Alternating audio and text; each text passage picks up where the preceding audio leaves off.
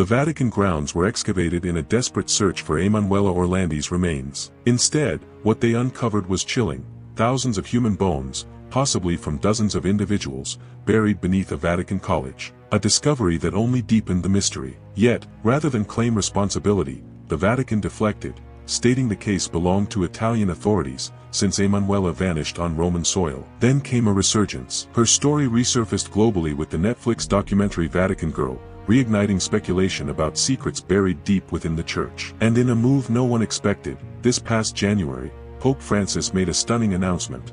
For the first time ever, the Vatican would launch its own internal investigation. But why now? And why at such a delicate moment? The timing raised eyebrows, because the announcement came just days after the death of Pope Emeritus Benedict XVI.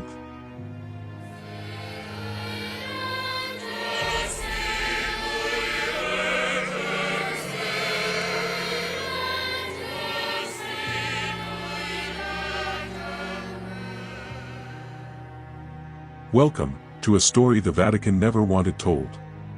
A young girl vanished beneath the gaze of saints and secrets. A city cloaked in holiness, but haunted by whispers. And a family, left chasing shadows in the marble halls of power. This is not just a disappearance. This is a wound, carved into the heart of the Holy See. And what lies beneath the silence, may be far more terrifying than anyone imagined. This is the case of Emanuela Orlandi. And once you step inside, you may never look at the Vatican the same way again. If you watched till here, please give a like to this video and subscribe to the channel to complete our 1,000 subscribers. Thank you, and welcome to Crime and Tragedy Watch. Now, to the mystery. She never came home. It's been over 4 decades. June 22, 1983. Rome. A 15-year-old girl vanishes. Not from a dark alley or a remote village, but from the heart of the Vatican. A city within a city. Guarded by centuries of tradition. Cloaked in secrecy. How does someone disappear from the smallest country in the world, under the watchful eyes of the Holy See? Emanuela Orlandi. Daughter of a Vatican employee. A citizen of the Papal State. She left her music lesson that evening, as she had countless times before. But this time, she didn't return. Her family waited. Hours turned into a sleepless night. They contacted friends, the music school, the police. But the response was tepid. Perhaps she ran away. Maybe she's with friends. But Emanuela was responsible. Devout. Close to her family. This was out of character. Then, the phone calls began. A man with an American accent claimed to have her. He demanded the release of Mehmet Ali Agca, the man who attempted to assassinate Pope John Paul II 2 years prior. The implication was chilling: Emanuela's disappearance was linked to international terrorism. But was it? Theories spiraled. Some pointed to the Banda della Magliana, a criminal organization with alleged ties to the Vatican Bank. Others whispered about internal Vatican scandals, suggesting Emanuela knew something she shouldn't have. In 2018, human remains were discovered on Vatican property. Hope surged: could this be the break in the case? But DNA tests dashed those hopes. In 2023, the Vatican reopened the investigation, spurred by renewed public interest and a Netflix documentary shedding light on potential new leads. Yet, decades later, the question remains. What happened to Emanuela Orlandi? And just hours after her disappearance, the phone rang again. A voice claimed to know everything. Emanuela Orlandi was born on January 14, 1968, into a life unlike any other. As the fourth of 5 children to Ercole and Maria Orlandi, she grew up within the fortified walls of Vatican City. Her father, Ercole, served as a lay employee in the papal household, granting the family a unique position in the heart of the Catholic Church's epicenter. Living in the Vatican was akin to residing in a secluded village. The Orlandi children had the run of the Vatican Gardens, a verdant oasis where they played under the watchful eyes of Swiss guards and, occasionally, Pope John Paul II himself. Pietro Orlandi, Emanuela's older brother, recalled these moments fondly, describing their childhood as both privileged and insular. Emanuela was a vivacious teenager, known for her musical talent and devout nature. She attended the Convito Nazionale Vittorio Emanuele II, a prestigious scientific high school in Rome. Even after the school year ended, her dedication to music led her to continue flute lessons thrice weekly at the Scuola di Musica Tommaso Ludovico de Victoria, affiliated with the Pontifical Institute of Sacred Music. She also lent her voice to the choir at Sant'Anna dei Palafrenieri, a church within the Vatican. Despite the grandeur surrounding her, Emanuela's life was marked by the ordinary joys and challenges of adolescence. She cherished her friendships, often sharing secrets and laughter with classmates. Yet, there were moments of unease. She once confided in a friend about feeling watched while walking past the Vatican gates, a fleeting comment that, in hindsight, carries a haunting weight. The disappearance of Emanuela Orlandi remains one of the Vatican's most enduring mysteries. Her family's relentless pursuit of answers has kept her story alive, casting a long shadow over the sanctified halls of the Holy See. June 22, 1983. Emanuela Orlandi, 15 years old, left her home within the Vatican walls, heading to her flute lesson at the Scuola di Musica Tommaso Ludovico de Victoria. She was running late and had asked her brother, Pietro, for a ride. He declined, occupied with other commitments, a decision that would haunt him for decades. After her lesson, Emanuela called her sister, Federica, from a public phone booth. She mentioned an encounter with a man offering her a job distributing Avon products at a fashion show. The pay seemed generous for a couple of hours' work. Federica advised caution, suggesting she discuss it with their parents first. Emanuela was last seen around 7:30 p.m. at a bus stop on Corso Rinascimento, near Palazzo Madama. She was reportedly speaking with another girl, who has never been identified. Witnesses later recalled seeing a girl matching Emanuela's description boarding a bus, but the details were murky, and the identity of the girl remains unconfirmed. In the days following her disappearance, the Orlandi family received a series of anonymous phone calls. One caller, identifying himself as Pierluigi, claimed to have seen a girl named Barbarella in Campo de' Fiori, selling Avon products and claiming to be a runaway. Another caller, Mario, reported seeing a girl matching Emanuela's description near Ponte Vittorio, also associated with Avon sales. Then came the most chilling call. A man with an American accent claimed to represent a terrorist organization holding Emanuela captive. He demanded the release of Mehmet Ali Agca, the Turkish man who had attempted to assassinate Pope John Paul II 2 years prior. As proof, he played a recording of a girl he claimed was Emanuela. The implications were staggering. Could Emanuela's disappearance be connected to an international plot involving the attempted assassination of the Pope? The Vatican, the Italian government, and international agencies were drawn into the investigation, but the truth remained elusive. The calls continued, each adding layers of complexity and confusion. The supposed kidnappers provided photocopies of Emanuela's music school ID and a receipt for tuition payment, but no definitive proof of her whereabouts or condition. As days turned into weeks, the Orlandi family clung to hope, but the lack of concrete evidence and the conflicting information from anonymous sources only deepened the mystery. And then, just as suddenly as they had begun, the calls stopped. But the questions remained. What happened to Emanuela Orlandi? And why did her disappearance become entangled with an international assassination attempt on the Pope? The answers, if they exist, lie buried beneath layers of secrecy and silence. In the labyrinthine corridors of Vatican City, where power and piety intertwine, the disappearance of Emanuela Orlandi has long been shrouded in mystery. Over the years, numerous theories have emerged, each more complex than the last, suggesting a web of deceit, power struggles, and silence. One theory points to the Banda della Magliana, a notorious Roman criminal organization, which allegedly had ties to the Vatican Bank.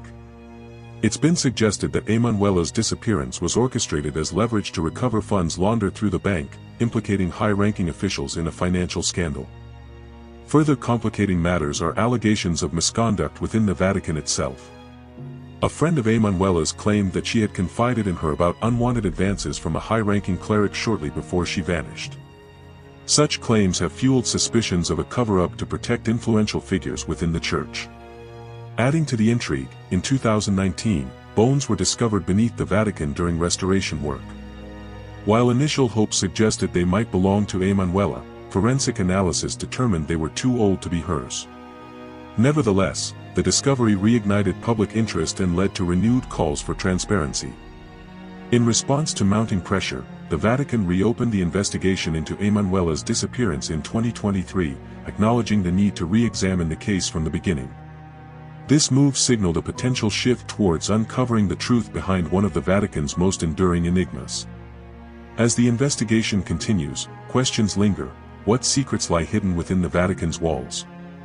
And who stands to lose if the truth about Emanuela Orlandi's fate comes to light? For decades, the Vatican had been wrapped in silence. But in October 2018, that silence cracked, deep beneath the embassy walls of the Holy See in Rome. Renovation workers stumbled upon human bones buried beneath the building's basement floor. No warning. No records. Just bones. Whispers spread fast. Could it be her? After 35 years, had Emanuela finally been found? The location wasn't random. The building once housed clergy with ties to the Vatican's inner circle. Officials moved quickly, but the family, they waited. Again. Days later, results came in. The bones didn't belong to a teenage girl from the 1980s. They were far older. Hope shattered. Again. But just as the family was starting to retreat into quiet grief, an anonymous letter arrived at their doorstep. It claimed the truth was buried in the Teutonic Cemetery, inside Vatican City itself, where popes are laid to rest, where outsiders don't belong. The message was precise: 2 tombs, specific names, coordinates. The Vatican responded in an unprecedented move. They opened the tombs. Live footage. Forensic experts. Cameras. The world watching. And inside? Nothing. No coffins. No remains. Just empty stone chambers. As if someone had cleared them recently. It wasn't just disappointing. It was eerie. How does a tomb, untouched for centuries, end up vacant?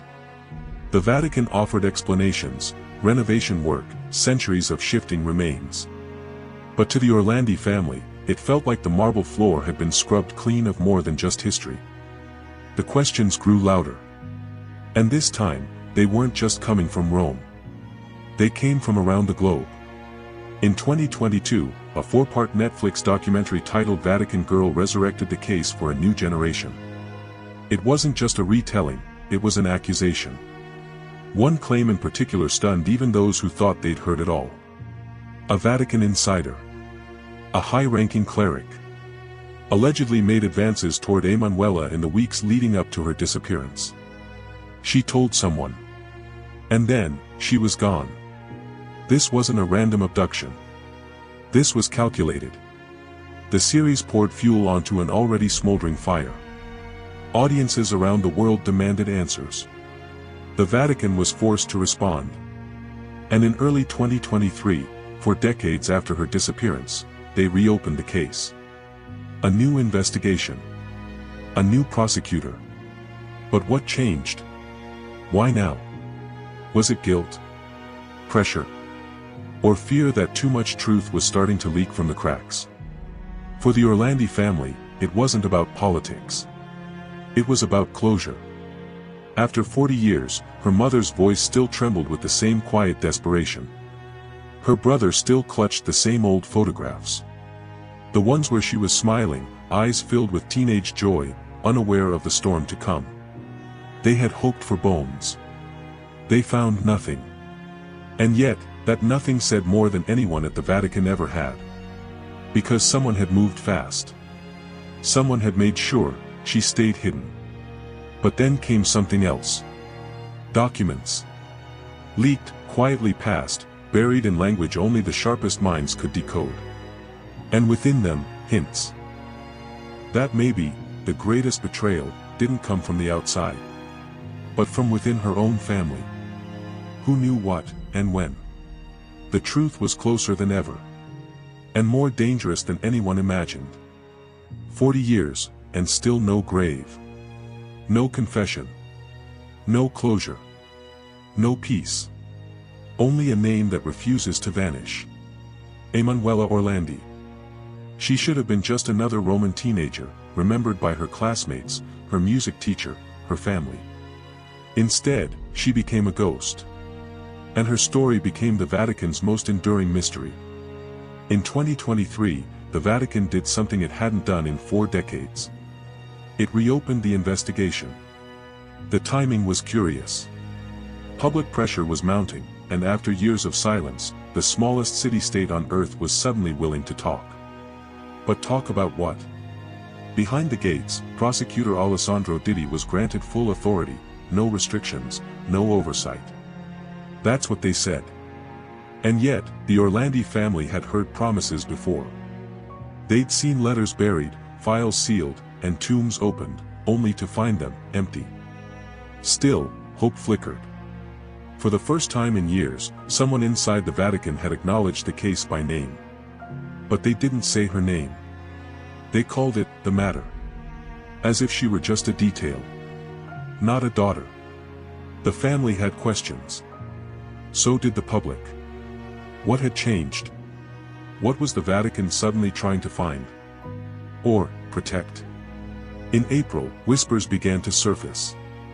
A composite sketch, drawn in the early days of the investigation, had quietly been compared to someone close to the Orlandi family. Not a stranger. Not a priest. A relative. The match? Unconfirmed. The reaction? Chilling. Because it raised a possibility no one wanted to entertain. That someone inside the family might have known more than they ever said.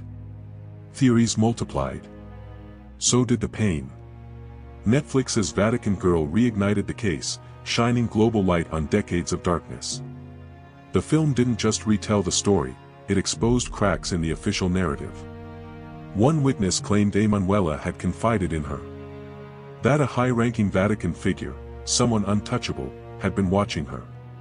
Pursuing her. And then, just like that, she was gone. Was the investigation ever about justice?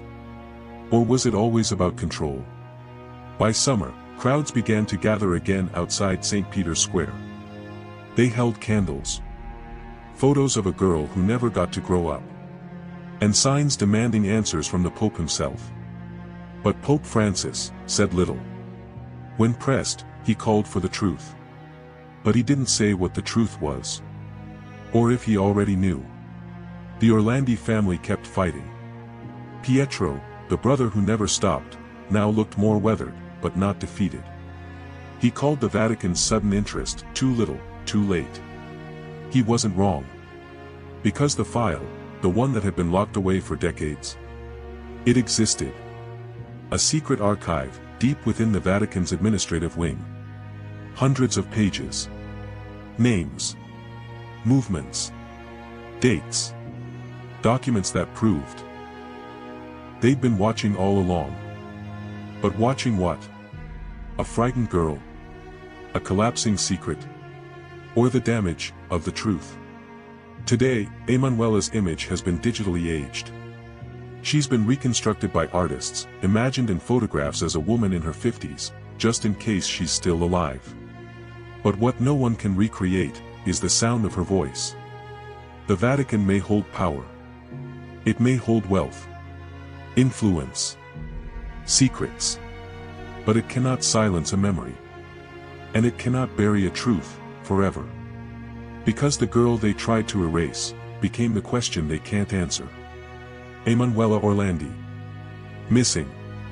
Mourned. And still, waiting. Her voice may have been quieted, but it still echoes, through the corridors of power, through the prayers of a grieving city, and through every family who refuses to forget their missing child. So now we ask you, is the Vatican protecting the truth, or hiding it?